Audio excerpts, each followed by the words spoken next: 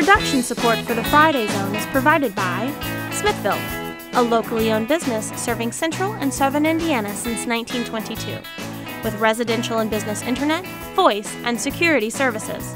Smithville, local pride, global technology. Information at smithville.net. The Margaret A. Cargill Foundation, and WTIU members. Thank you. Summer is finally coming to an end with the start of school and a whole new season of the Friday Zone. Get ready to see what kept me busy all summer long and learn about a new activity that's waiting for you to cash in as fall blooms. You're not alone, you're in the zone. So hang up the phone and get in the zone. Get in the zone. Friday Zone. You're in the zone. The Friday Zone. Everyone is invited to come. Everyone is invited to come. Everyone is invited. Get in the zone. Everyone is the Friday Zone. Hi everybody, and welcome back to the Friday Zone.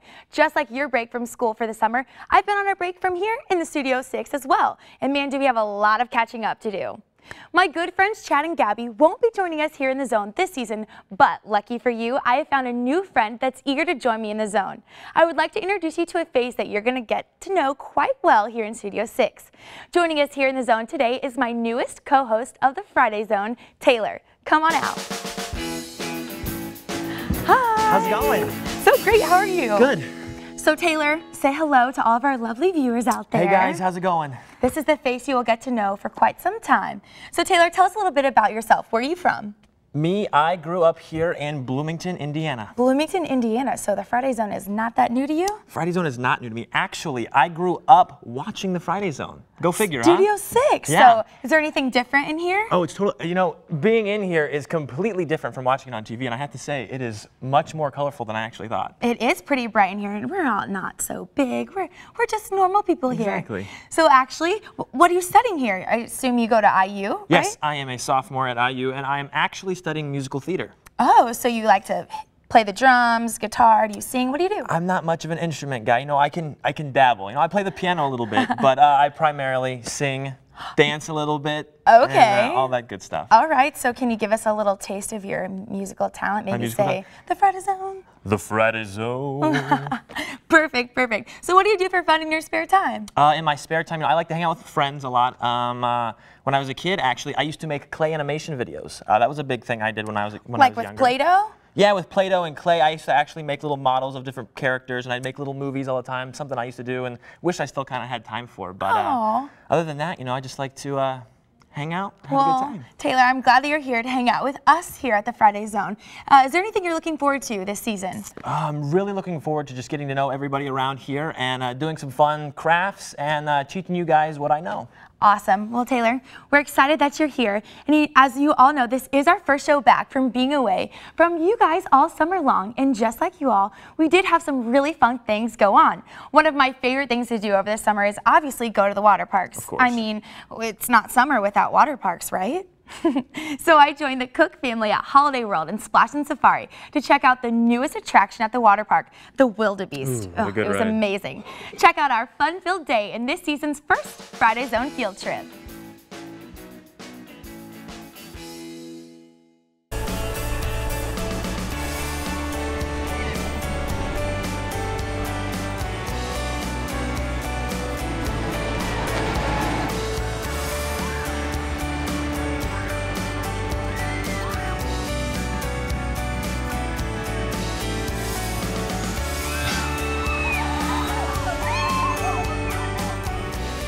It was hot outside, but the water was cold at Holiday World and Splash and Safari in Santa Claus, Indiana, as Emily and fourth-generation cook, Leah Cook, suited up to ride the newest member of the Splash and Safari family, the Wildebeest. Hey, it's Emily here at the Wildebeest in Holiday World with Leah Cook, 4th generation of the Cook family. Leah, tell me something special about the Wildebeest. The Wildebeest is actually the world's longest water coaster. In the world? In the world. In the entire world. Well, hey, we're about to ride this thing. Favorite part about it is? Everything. Everything, everything. I'm about to check it out and I will tell you what my favorite part is after we're done. The Wildebeest is easily top on the visitors list to ride, and it was clear to see its favoritism because at opening time there was already a line waiting. Emily and Leah nestled into their inner tube and, equipped with waterproof camera, started up the water coaster. Here we are, Emily and Leah. I'm on the Wildebeest for the first time. Oh yes, Friday Zone. We're about to take you from my point of view on the Wildebeest. Are you ready? Oh yeah. Leah and I are ready. We'll let you tell us how you like it. See ya!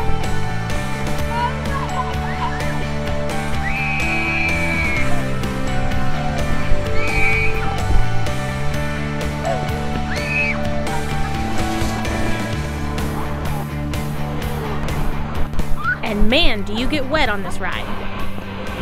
And we're done, and we are soaking wet. We hope you had a fun time on the Wildebeest, because I know Leah and I did. So we'll see you on the next ride. Viewers, we just got off the Wildebeest, and Leah, oh my goodness, we are soaking wet, obviously, but I have to say, this was the longest ride I've ever been on. How long is the Wildebeest? Well, it's 2.5 minutes from start to finish. 2.5 minutes, all right. I knew it was long, and I'm sorry it took us forever to get back, but it was so much fun. And Leah, I'm dying to ask, how did we go so fast? Well, on each hill there are what they call linear induction motors, which basically means it's a big magnet that shoots you up the hill. Really? Because we were flying, it was like pew pew, like the conveyor belt took us up, but hey, we go even faster on the ride itself, and you'll have to check it out in Holiday World yourself. So the Wildebeest down, we'll let everyone else get a chance to ride it, and we're off to the next ride. We'll see you there. Holiday World and Splash and Safari was not always packed with this many amusements, but it was not short on fun. 2nd generation Pat Cook explains. The history of the park is that in 1946, my father-in-law, Lewis Cook, father of 9 children, came to this little town called Santa Claus, and he thought, what a shame that there's nothing in a town named Santa Claus for little children to do. And my father was here also. So those two really were responsible for starting a little park called Santa Claus Land, no admission, and the Mother Goose train that sits on the hill still today is still going in our park. It is the original ride that was here when they started in 1946. However, if the water coaster ride isn't really your style, then you can always relax on the lazy river, cool off under the number of water fountains at Kemah Bay, experience the thrill of being dropped into a high-banked bowl, or drop into the huge blue and pink funnel. Splash and Safari has a little bit for every member of the family. But you can't just stop there. Once you have cooled off in Splash and Safari, then venture on out into Holiday World, where you can experience a top 10 roller coaster, the Raven, the #1 wooden roller coaster, the Voyage, or for those of you who don't quite meet the height requirement, try the Howler. But that's not all for the younger crowd. In the very entrance, right after you get into the entrance of the park, there's an area called Rudolph's Reindeer Ranch. And it has rides that have been here for a long, long time. A children's carousel, we have some airplanes and some rockets, and then what we call a double shot, which is a ride that goes up and down that, again, older kids and parents can ride with them. And if you need to just sit back and relax with a free fountain drink, then you can head over to the Hoosier Celebration Theater and catch a show. We have 3 shows and then some shows just in the park as it's such. One of them is a country show, which is just great. It's a wonderful show. We have Vinyl Days, which is sort of rock and roll and just an exciting show. We also have a Christian music show, contemporary Christian music, which our guests really enjoy.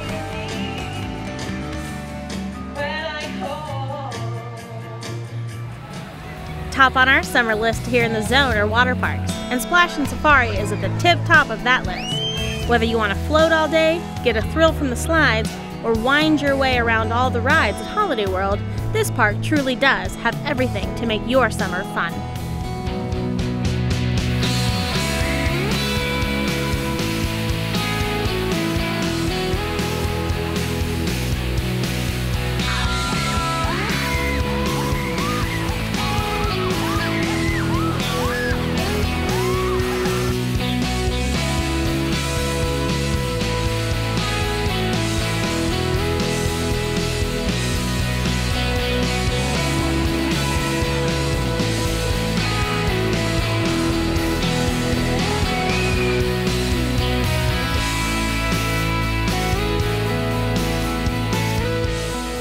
definitely the cleanest you'll ever go to. We are the friendliest. Our people are very friendly. We give you excellent service and we care very much about your safety. So you'll have a good time at Holiday World and Splash and Safari, where we are #1 for family fun.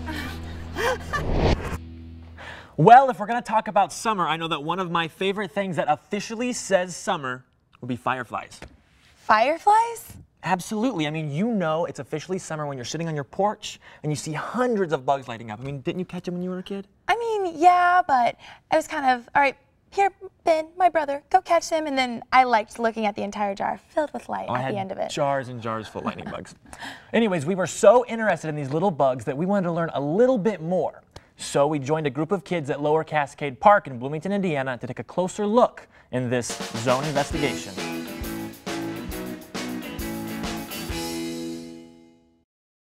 Nothing says summer in Indiana like catching fireflies in your own backyard. You've probably caught them, put them in a jar, and watched them light up all night long. But have you ever wondered about these little luminous bugs? The Friday Zone field crew met up with a group of children and adults that were just as eager to learn more about these fascinating insects by participating in activities and experiments, including lightning bug communication and the life cycle of the firefly.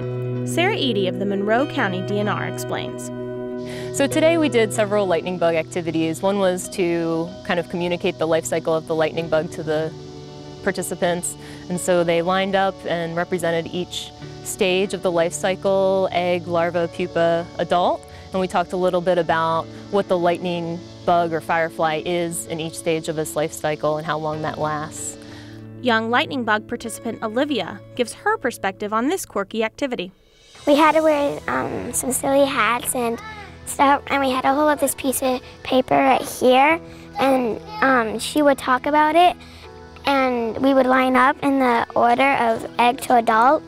When you're sitting on the porch on a hot summer's night and you're watching the fireflies light up in the yard, did you know this is actually a mating ritual?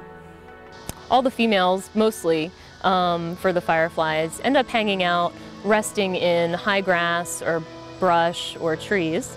And the males are the ones that come through and flash a specific, species-specific signal. And so the lady fireflies are hanging out waiting for the male to come by, and when they see that signal, they'll send a response signal. It's not necessarily always going to be the same flash signal that the male has sent, but it has a specific delay time, and the males know what their females are flashing back.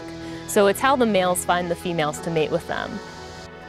Here in the Midwest, we are very lucky because these luminous bugs are a part of our summers. But did you know that that's not the case everywhere?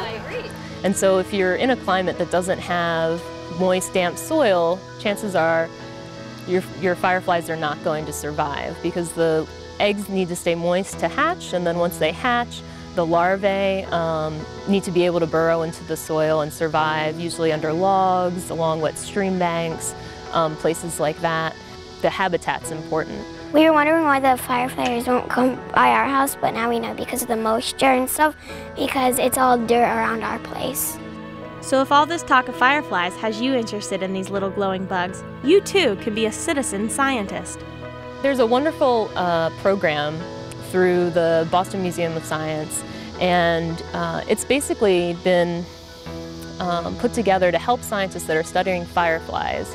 There aren't enough scientists to be everywhere all at once, so if a normal person in the public can just sit on their back porch and look out into their backyard and watch fireflies for 10 minutes a week and enter that data into a national registry, the scientists can then take that data and analyze it. Remember, Friday Zone viewers, we have a part to play in our environment. So just admire these bugs, and if you catch them, release them. I feel that it's important for children and really everyone to just get more familiar with their surroundings and their local environment, because if you're going to protect anything, hopefully it's the nature right here in your backyard, and to be able to understand they're a part of the bigger picture. As a matter of fact, I love lightning bugs so much that I want to show you, Emily, and all of you at home how to make your very own flash lightning bug. Ooh, so exciting. So I guess we need a flashlight, right? You would need a flashlight to start. Okay, all right. So teach me how to do this. Okay, Taylor? so first what I did was I covered mine in tape. Now you can do whatever you want with yours. Green's my favorite color, so I taped it up with some green tape, and that's the base of mine. You can do whatever you want. You can put tin foil, you can put different colors of tape, all kinds of like different designs on there. Construction paper too? Construction paper too, Oh, yeah. we have some. And We do have some construction guess what paper. my favorite color is? Pink, blue. Oh, you are so smart. Pink? Do you want is. pink? I would love pink. Thank you. Okay, so after we have our flashlightning bug's body, what comes next? Next, you'd probably want to work with the wings. So what we're going to do is we're going to take these fun, different colored circle pads. Okay. Are they And soft? Oh, they're like foam. Very soft, Okay. yeah. So I'm probably going to, I think I'm going to use yellow. Yellow is mine. And we already have a design already sort of kind of drawn on it that you can cut out. You probably want to fold along like this. Oh, then- kind of like how we used to do with the hearts. Exactly. You only have to cut one time, but it gives you a full wing. Make those full wings. So I'm gonna start cutting mine Okay. like that. I think I'll do the same. I'm gonna draw on mine just so I know exactly where to cut. I'm gonna make him have kind of like butterfly wings, but clearly this is a flash that's lightning cool. bug. Very different.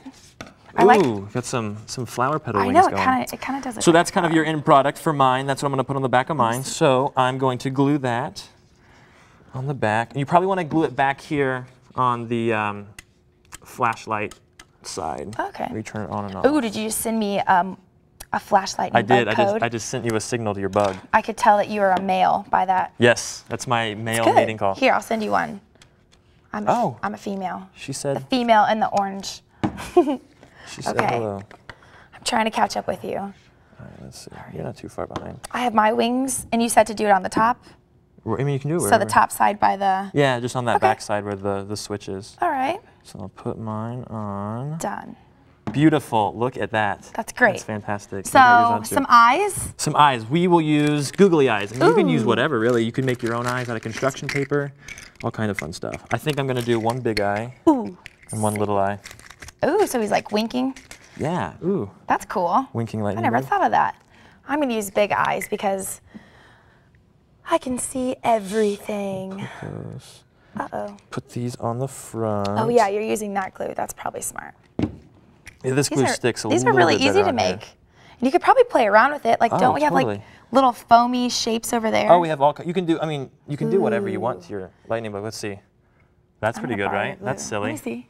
That does look cool. What do you This- think his name's going to be? What? The Flash. The Flash. He's kind of a superhero lightning bug. All right, so what's let's next? see. You're going to... Next would be, well, we want to add an antenna, more likely, because they use those to sense around and all that kind of fun stuff. We have plenty of these. Pink for me. Green for me. All right. See, we're pretty easy on this. All right, I'm going to twist mine up a little Twist, bit. twist. I like our example. He looks Our great. example's looking good. He looks pretty happy too, don't you think? Yeah. I'd say his name is probably Melvin. Melvin? That's a Melvin. good name. All right. Mine look a little bit like antlers, but that's okay. Yours look great. He's kind of a So he's reindeer almost lightning done, bug. right? Yeah, we just have to glue these on. Put those on. I like how... One thing you guys can actually do with these is use these while you go out and you catch your lightning bugs. Whether to help you once it starts getting dark out, or let me grab this glue, or you can actually use it to attract lightning bugs. If you do there's certain codes for the different lightning bugs. Yeah, because isn't it true that if you actually flash a light, you're a little bit more friendly, and they Yes. probably won't fly away from you as much. Or they'll come closer and let you see them, flashlights. So I'm pretty pleased with my lightning bug. Let's try Maybe to I'll get my add antenna on. a Try the glue face. stick. Let's see if that works this time. Wonderful. Well, these are great. So while we finish up our flash lightning bugs, why don't you take a look at another summer rite of passage, fishing, as the Friday Zone field crew travel to Patoka Lake to their annual fishing derby in this Friday Zone field trip.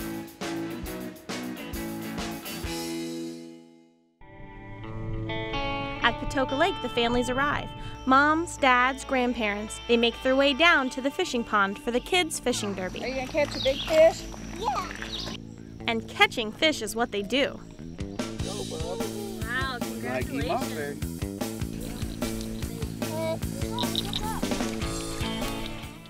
Some junior anglers like Gracie told us what it takes to reel them in. I used a worm and a bobber. Right around 5 inches is average for right now. The biggest that we had was a 15.5-inch bass. And in this fishing derby competition, the size of your fish and the weight of your fish is what determines the winners. So at 11:30 we will be starting our awards. We have biggest fish, smallest fish, we have most fish caught, and then I believe we have another one for youngest angler and oldest angler. And the clock is ticking. The kids' fishing derby only lasts 2 hours.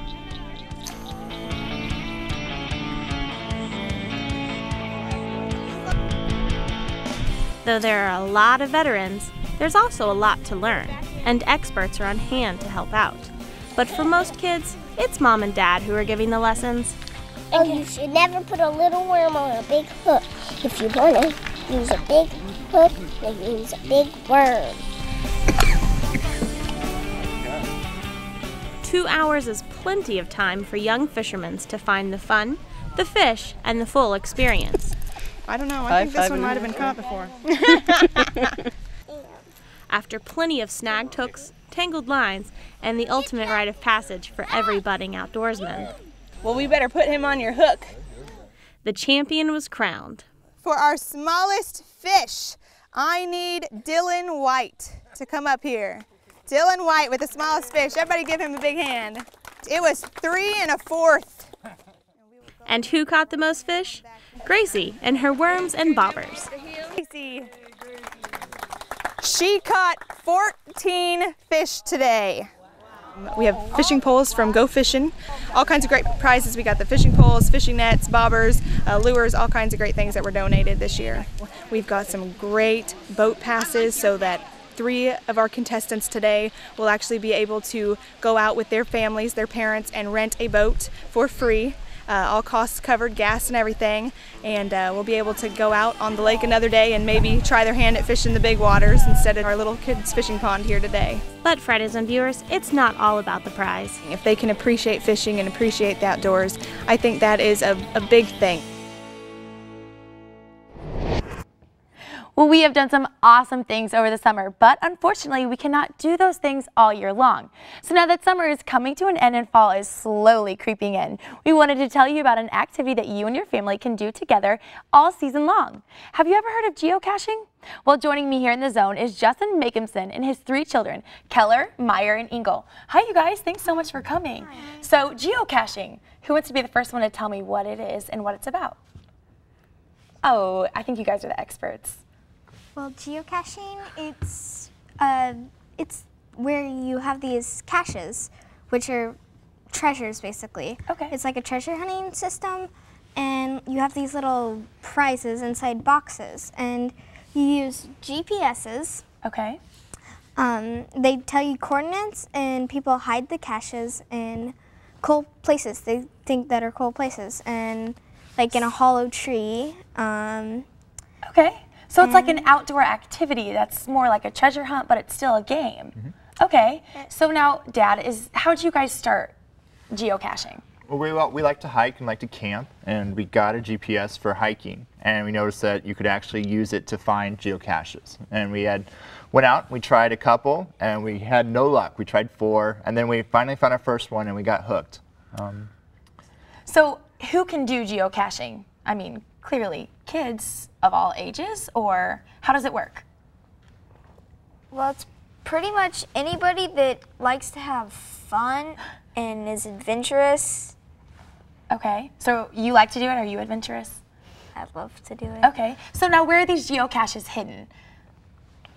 They're hidden all over the world. All over the world? So geocaching isn't just in Bloomington? Mm-hmm. No? What? Okay, so is this a geocache itself? Yeah. All right, do you want to open it for me, Ingle? So now, did you guys find this one? No, this is our cache. Oh, so, all right, what did you guys call it if you actually get to, what is it, not bury a cache? What's it called? We hide it, so like you can like cover it in sticks or bark, or you can just hide it in a hollow tree. So kind of your own secret special spot? Yes. All right, and that's called a host correct? Yep. If you host a cache, you pick out a spot that's important to you. If you're a baseball player, you can hide it at a baseball field. If you have a place that you had a good birthday party at, you could hide it at wherever your birthday party was. Okay, so now who picked the camouflage box?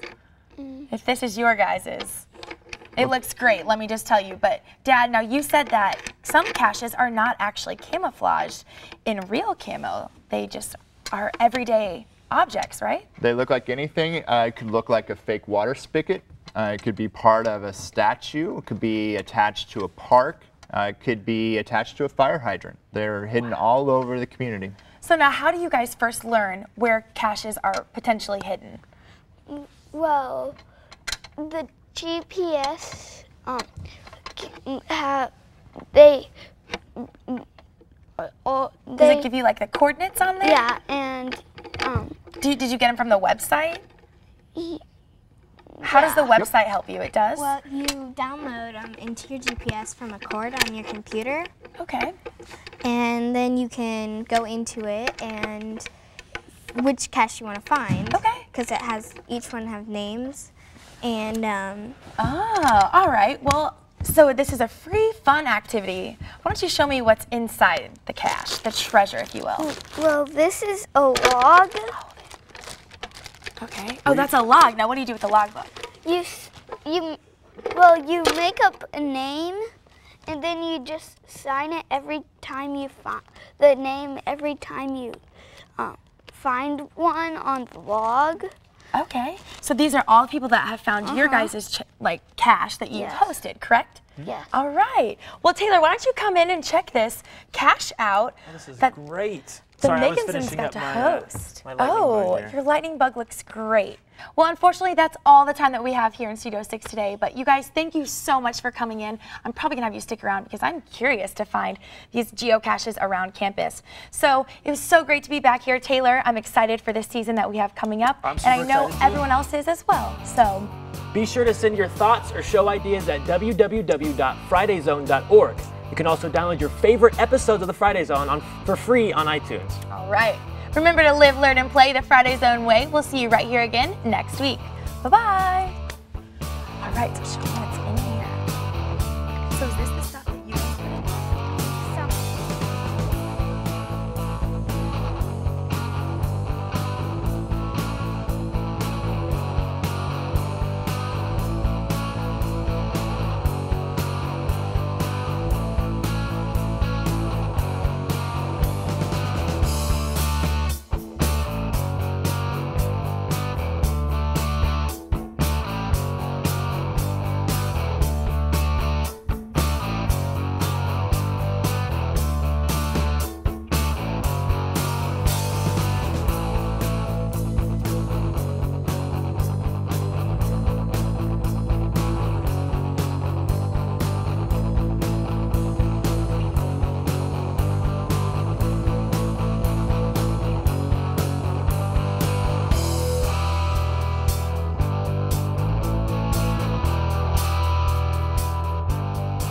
Production support for the Friday Zone is provided by Smithville, a locally owned business serving central and southern Indiana since 1922, with residential and business internet, voice, and security services. Smithville, local pride, global technology. Information at smithville.net. The Margaret A. Cargill Foundation. And WTIU members. Thank you.